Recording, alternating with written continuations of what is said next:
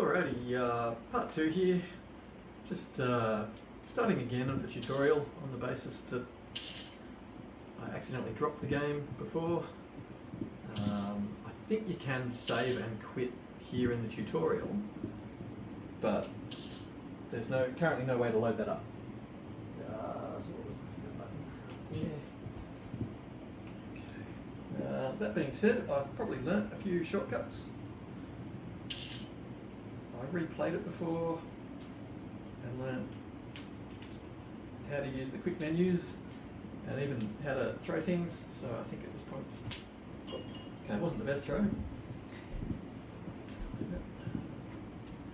Just get a feeling for where I am in my room. Right, okay, and resetting my camera. Right. So here, no, gotta go. Okay, very soft throw.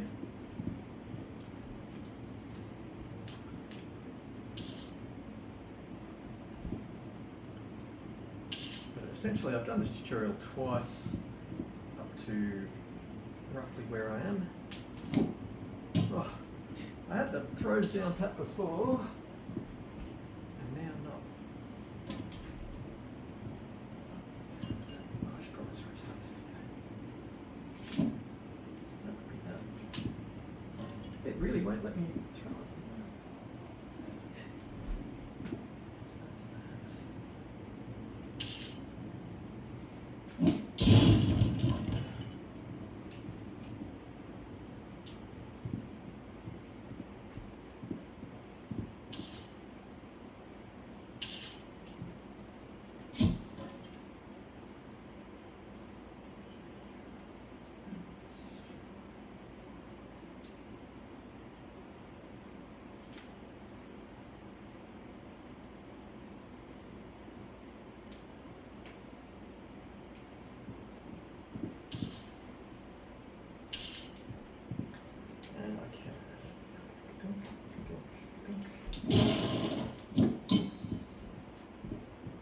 So I changed the turning speed to 90, and I've actually found it to be just perfect, right on the money. Gotta really practice that. Guess if I treat it like a weighted weapon.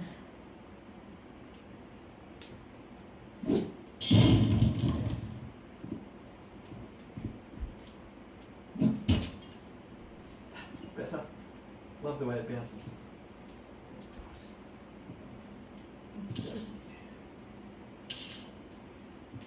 All the same stuff as we saw before. A little bit different. Yes, you can break everything.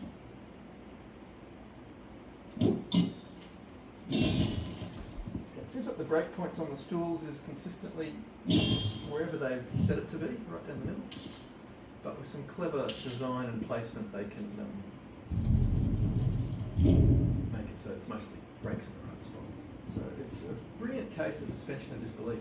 Now I noticed before when I came back here and replayed this zone, and anyone who watched my first video knows I was talking about the alpha channel, the white and the mist, and how perfect it is, and how I reckon they've spent some CPU time getting it to Skyrim doesn't do snow this well over ledges, right? Like this feels like the interactivity of all these particles is just incredible, and not just a DirectX effect or a graphical effect done cheaply using a shader.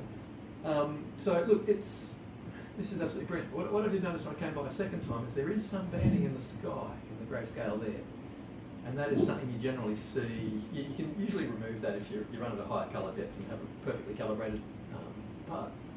So just thought I'd mention that because I did notice it this time around.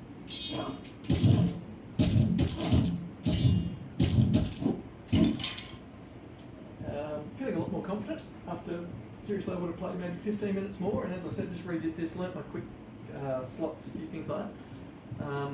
Vastly more fun experience after you put just a little bit of time in and practiced a few things. So really enjoying this now. Well, I was enjoying it before, but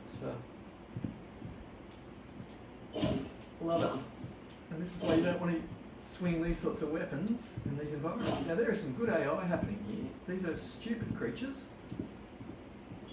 as they should be, and a lot of effort that they put. He can't get his weapon around him. Yes, he can with a little bit of a... Okay, the other guy didn't catch up with him though. So look, that skull had a black mark on it off to the side, so that was a different texture. But I made a comment in my first video how great the textures were, and then I realised on this pole here I could get right up to it and it would get soft. And then when I came over this one I realised it got soft. And what a lot of people... I've seen arguments in games where people, like, they're looking at Kingdom Come Deliverance and saying, oh, the textures aren't very good. And then they refer to a game like The Witcher and say the textures are just perfect. Now, the difference between first person and third person is going to come down to the fact that in third person you can't physically get up against a wall, whereas in first person you can. And so the quality of the textures you need is a lot better. No. Don't do both of them. I need the shield. Okay, so now I'm going to have to play really good. Let's see if I can do it. So I'll go that. There we go. I'm going to give dual blading a whirl. Oh yeah, you can parry him with a dagger. Beautiful. Oh yeah, and he's stuck on my sword. Oh look, I've left my dagger inside of him. I might take that back. Oh no, I think I've picked him up now. You might just be effectively unconscious and waiting to revive. I think I saw this happen before and then they started swinging at me again. No? Yep. Okay, so he was essentially stunned just then. Okay, now I've obviously grabbed my own blade. How good is that? If I disconnect there you go, I've got something I can pummel with. There's a lot of dynamics in this engine that I'm sure there's a few ways to exploit a lot of this. There should be a spot. I'm a little bit out of sync there. I'm just going to get my bearings right. As I say, I've not played a game which I find so disorientating. That is to say, I'm so engaged when I'm playing this, I forget completely where I'm in a room. I'm not paying attention, and I really like that. Like, I think this game is great. Okay, so hang on, if I go up, no. There we go, so I've got this upside down. I wonder if I can get the physics right. Nearly. Trying to throw it up like a drummer catch it. But, I mean, the physics are amazing and the weighting of the objects is also just amazing. Now, I don't expect to be able to break the back of this chair. I can. How crazy is that? Break points. So I'm guessing they're pre... Okay, so I've got a bit of a box mesh hit here, which isn't quite where it should be. I mean, if you're looking for little aspects of jank, you can find them. Now, the sad thing is some people, when they review a game, they work off the basis that a perfect score is 10, and then they work off subtract every time they come across something in a game where they go, that's not perfect, I'll bring it down a bit. And there are people out there that will review a game as a 9 or a 10, even if there is jank in it. So you've got to ultimately find the reviewers that you believe in and trust in the gaming industry. But I noticed on my second playthrough, I just came through here, I saw all these skeletons down under this platform. And that's where I recognised that this would have been a stationary platform with it was a raised dais, like over here, and it's come down, it's crashed, it's killed people. But it was so long ago that everyone's perished. And so, for anyone who didn't watch that first video, when I first got to this section, I actually said this is one of the best immersive role-playing games I've ever seen. And it's just due to this campsite. Literally one of the best fires I've ever seen in a game, well, currently not lit. But the bedrolls, so to speak, you can see these people were ambushed in the wee hours of the night, and they possibly became undead themselves, you know, like, it's really got a sense of immersion. And some of the best RPGs I've ever played have very few words, very little description of what's going on, but that you can figure them out. And you can learn a lot about the world that you're looking at, just a little bit of play. Alright, so I'm going to put that away. Okay, so I had another crack at this chest. I must admit, I haven't figured out how to equip armors and whatnot. Squish that. Alright, and if I bring that toward me, I should be able to put that in my inventory. No.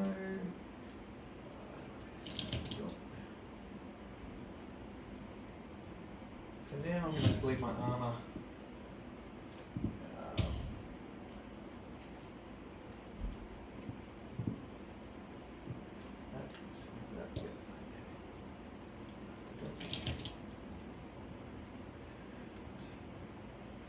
there. Don't actually know how to equip the armour as yet. Alright, so this is where I got up to in the first video. I stopped here for potentially for spoilers. Didn't want to go any further. Gotta choose a weapon. I'm going to go with a sword. Alright, actually, do it again. This is clever. I guess they make it so that you've learnt. Oh, very nice. Even being able to right to the point of which teeth are, and I'm feeling a vibration through the controller for the cog rolling over. It's just fantastic. Now I'm going to have to get my bearings again. Where am I? Oh, right, all the way over here. Okay. Okay, so now I should be able to have the reach / range. No, I'm still walking to a table. Why? Holy moly. Okay, so they say you need 2 meters square for your VRing with this one. I don't know about that. You might need a little bit more. Probably want a bit more. As I say, I'm always finding myself not quite where I thought I was in the room. But this is the first game that's made me lose absolute sense of time and space. Okay, so when we were playing Skyrim in VR on PC, the PlayStation VR1 headset made you instantly nauseous as soon as you hit steps. Now, because the PS4 hardware that was running the VR version of Skyrim didn't have the grunt to run it at high frame rate native, it was doing reprojection. So anytime the screen was kind of staggering down where it was trying to animate, and one eye and the other eye, and they're not in sync, it could lead to this level of nauseousness or flicker that just was horrible. And what I found is using the PSVR 1 headset on a PC, running the exact same game, but just with a better video card and giving it a bit more brute force, being able to run it at a faster frame rate and going up and down stairs was totally viable. And so that's what we don't always acknowledge, is that you really need a certain level of hardware to do this type of game right. And that's why until now most people just wouldn't bother. Most people would not try. So, I mean, the game is fantastic. I do get sound effects occasionally when I'm turning and pivoting. I think sometimes it treats my sword swing as a swing when I'm turning. There's a lot of little things that could possibly do with a patch. You know, and incrementally I believe this game's going to get all sorts of improvements. What generally happens when you get thousands of people playing a game rather than a few people who are playing it in early access, not to say there wasn't thousands playing it already, you get a lot more feedback from a lot more people. And so it does empower the developers to be able to get on top of stuff. Okay, such rope ladders, cloth rope bound posts. Right. So at this point I'm going to go into both of my quick menus. I'm going to put my shield there, I'm going to put my sword there, put both hands available. I should be able to now climb on this. Oh wow. So what's that archery practice from over there? Oh, this is fantastic. So herein starts the concept of being an explorer. I'm really glad I stopped that last video prior to getting to this bit here. I don't believe I've got a jump button. And the good way to hit a game to make it so your adventurer can't jump, if I'm heavy, right? Like maybe get armor, jumping isn't really something you can do. Okay, so look, there we go. Now I'm not sure if I should lower myself down to this and then just cut this rope. Put that one. Oh no, is that metal? No. Let's have a look.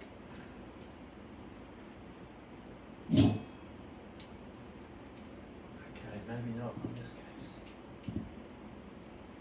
So if I get down there, I can easily get back up there. There's a proper blunt weapon. That's a good old hammer. What are we guessing? The wall behind that's breakable? Looks that way. The lighting is so subtle and so nice. Alright. So usually if you're jumping down from a high spot, you're looking for a ledge to kind of incrementally break the fall.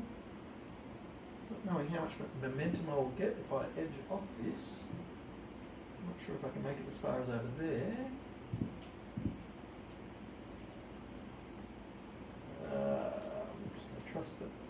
It's not full. Alrighty. Okay. Is that a little bit dizzy-fying? Right, so clearly, and this is what I'm liking about this game, is, okay, they haven't wasted a lot of CPU power trying to render 2 leaves and some moss off the rock there. They've left that as just part of the texture. And then look at this. You know, this is a rediscovered crypt where generations have obviously been coming in and trying to raid the treasures and, you know, this. Ooh. Oh, okay. So Indiana Jones style, now starting to get into troublesome places.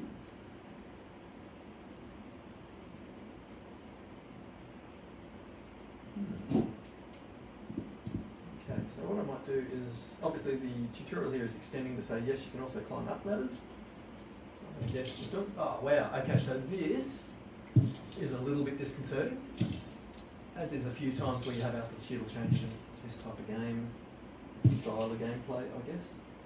But this is really amazing. Oh, yep, okay, so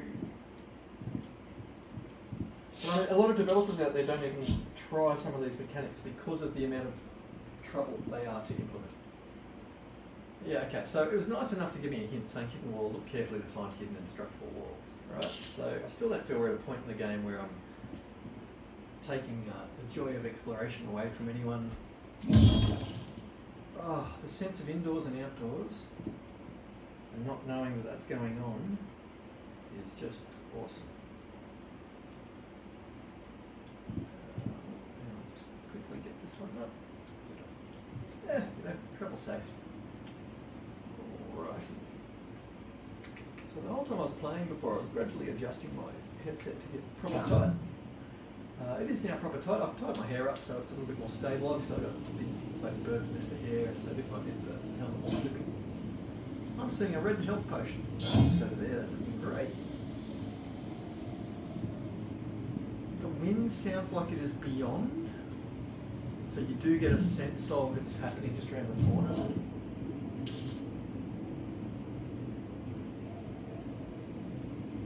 Try opening a potion. Wow. Okay.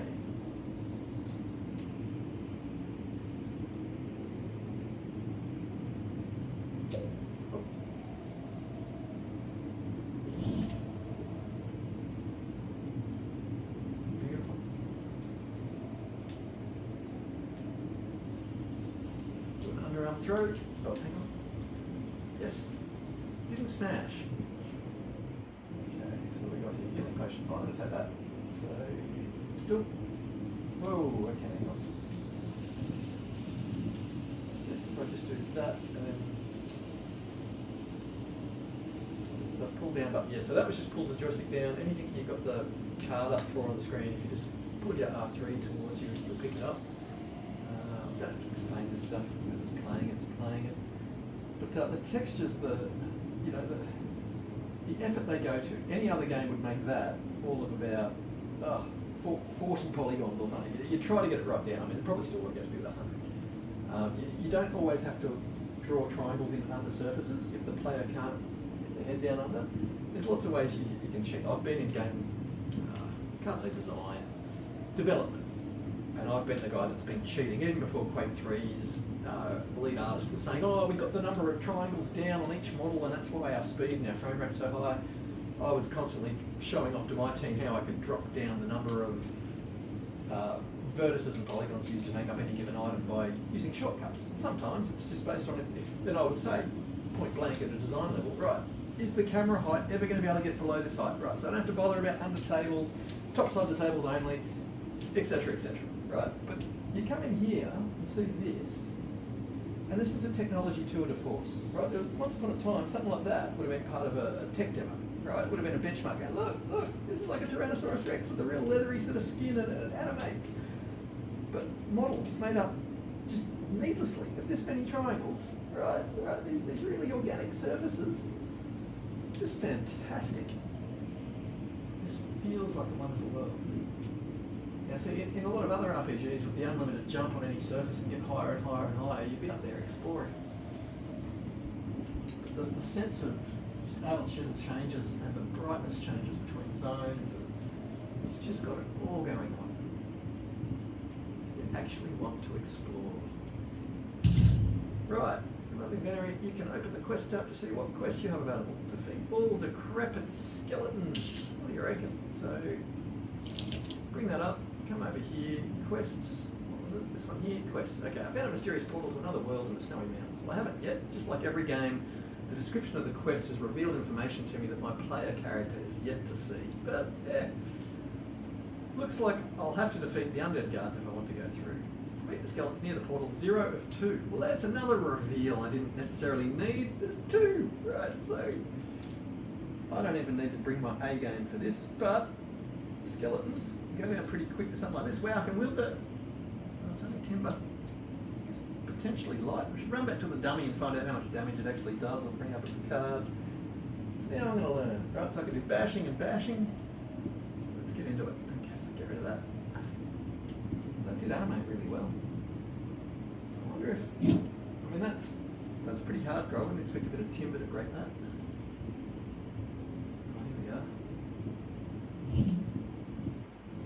Okay, so I don't know if I need to look around for any more potions or time. In the first section though, we're set to being not very aggressive.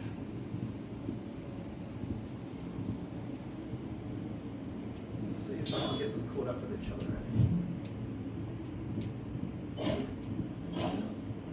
Slow.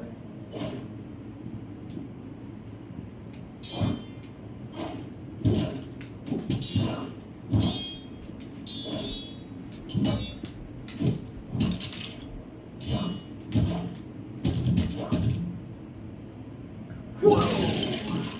Enjoy that one. Not talking on high pitched voice for a bit. Alright, so game is fantastic. That's all I can say. Fantastic. Oakley dokley. So it looks like that skeleton there. What do you reckon? Are we going to talk to him? We're going to search him? Question mark above him. And I kind of feel like now, if I'd stopped my first video here, it would have been a bit more exciting of a video. We would have made it to somewhere and the game would have looked like it's starting. I believe this will be the end of the tutorial. It's quite simply. Okay, yeah, so it's a potential skeleton I can talk to. He could be an animated undead. Alright. That's not it.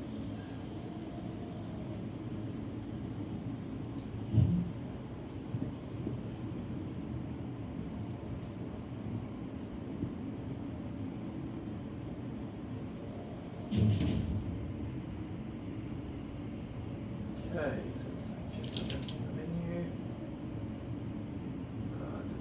Completed, right, yep, okay, okay, so that's done. So there might have been I guess what I just read might have been it. There's a few things to suggest, yeah, it's not a AAA budget, but when you first played Returnal and you saw this things like this analog wave nature, now this is a pre-render, right? You don't waste CPU cycles trying to do this sort of stuff in real time. Yeah, there's some really nice effects. It's a clever team. They've certainly been learning their tool set. I believe they're doing really well. So, New World, trophy earned, wicked. So that there should be a tutorial done. So at this point, I can probably get back to my main menu. Might be able to start selecting things like multiplayer. Oh, okay, so for now, being able to hit save might actually be worth some effort. Alright, I think I'll just save twice. Come out of that there. Alright, oh yeah, more skeletons, more everything. Fantastic. And this is a nice, it feels like a big environment. I've passed on a few other games. I quite often feel a bit claustrophobic, so I don't want to play too many indoor games where I know I'm never going to see outside of the dungeon I'm in. So a game like this where you have indoor-outdoor moments, I just think it's great. But yeah, no, this is amazing. There's a sense of really being there. I don't know if this will be as memorable as any tabletop version of the game I've ever played, but it's looking pretty good. Alrighty, so I will pull these here off and say thank thee for thy time. Oh, we're back in the game there. Nice. Okay, so I'm just going to basically stop the video right about here. Thanks for being. I know part 2 is really short. I'll kick on to part 3 shortly thereafter again. Kind of making a little bit modular so that people can kind of tune in, tune out where they want to be, etc. Alrighty, but the graphics are amazing. This is the immersion is amazing. This is just fantastic. Totally recommended.